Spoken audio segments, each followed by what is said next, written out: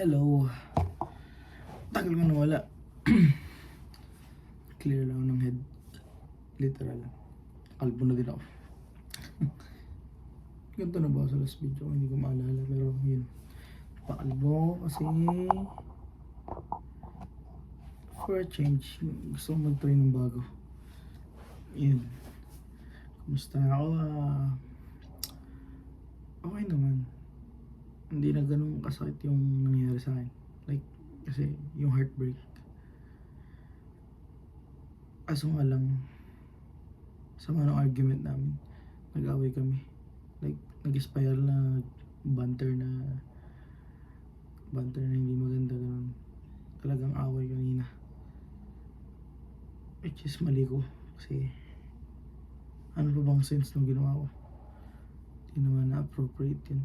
Kung talagang gusto niya na umalis, ba't di ko lang hayaan, di ba? Siguro, sobra ako nasaktan. Sobra. Kasi hindi ko man nakakalain na gagawin niya yun. Nagtiwala talaga ako. Pero yun, moving on tayo.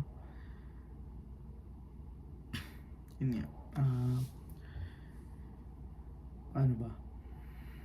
Siguro, more on workouts na rin ako. Jogging araw-araw. Though hindi man araw-araw, lakad lang. Basta maabot ko ng 10K. Ganun. At yun na siguro aking way para mag-heal. At ma-realize ko din sa sarili ko na talagang ako yung mali sa relasyon namin. Although mali din naman yung ginawa niya, but I need to be the bigger person kasi ako yung mas matanda at ako dapat yung nakakaintindi. At ako pati yung lalaki sa amin. Masama naman pahinga na. Pero yun nga, yan talagang lalaki. Kailangan na harapin kahit sobrang sakit. Which hindi ko ginawa. Naging vulnerable ako sa aking emotions. Yun, re-regret ko habang buhay at pag ninilayan kung sakali mo magkaroon ako ng bagong relationship. Promise ko din sa sarili ko na hindi ko nagagawin yan kasi hindi maganda. Hindi siya maganda talaga. Kahit yung past mistakes ko sa kanya, kaya yung nag-lived up sa ganun, kaya niya nagawa yun kasi kasalanan ko din talaga eh. Sorry, may langgam. Yun, so ito, kailangan ko nang i-reflect yung mga ginawa ko noon and maging better for the next one. Dadating din yan. Focus muna sa sarili ko. So ayun, ngayon nasa work ako. It's April 15. Tagal ko din nag-upload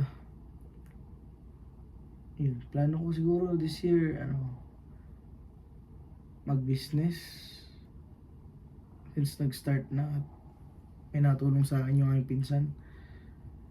Natulong siya magbenta. Ako muna magfa-fund kasi mas magaling siya magbenta kaya sa akin eh. At marami siyang connections. So yun. At siguro plano ko din magkaroon ng sakyan this year. Sakali kung bibihiyaan, hindi man masama, diba? I mean, gusto ko din talaga kasi hindi pa nagkakaroon ng sariling sakyan. And big achievement yan kung sakali. Or motor, kaso hindi pwede motor at may family ko eh. Gusto ko isama. Ito yung ilalabas. So yun. Maalin sa dalawa this year. Nang ako may magamit din. Hindi kasi maganda din talagang wala akong gamit kasi magamit ng sakyan kasi dami ko laging binibili like mga kailangan dito sa bahay. Although pwede mga tricycle, diba? Tamad ako eh. Kaya ko naman, diba? So habang wala pa, yun, motor lang muna. Baka ilagay ko yung motor sa food cart namin.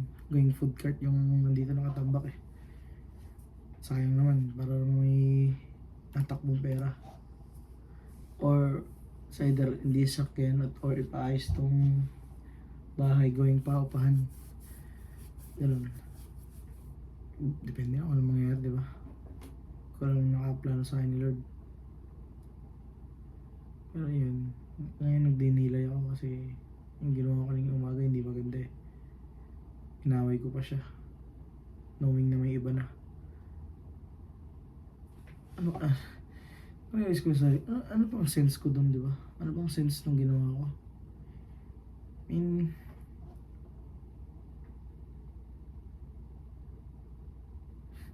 kung get sarili ko or dahil coping mechanism ko yun, mali naman yun eh. Yung naman minahal namin isa't isa. At yeah, mali din naman yung ginawa namin sa isa't isa. Or ako lang talaga mainly yung mali. Not blaming naman. Pero yun nga, blaming na din kasi nga dahil ako naman yung ba't nawala talaga. So ayun. Guys, gotta be better for the next person na lang. Kasi hindi ko na alam kung itatrust ko pa siya eh someday. Sakali siyang bumalik. And pagkakilala ko naman siguro sa kanya. Though assumptions naman to, ano eh, gusto niya na talaga mag-settle.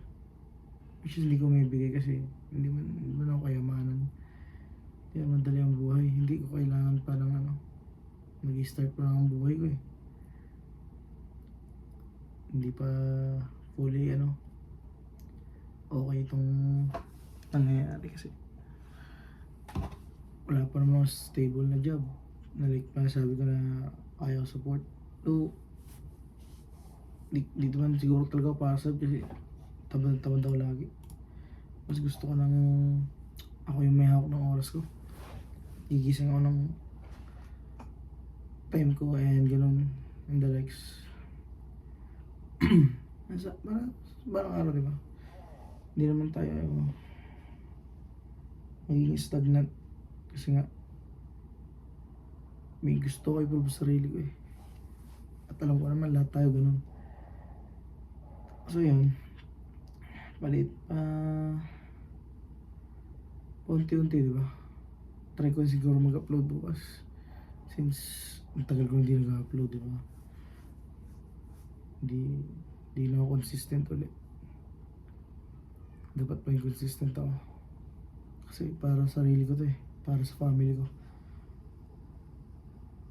Na-mention ko din pala sa siguro sa video na para sa kanya, which is mali pala yun. Or hindi ko mention, hindi ko maalala.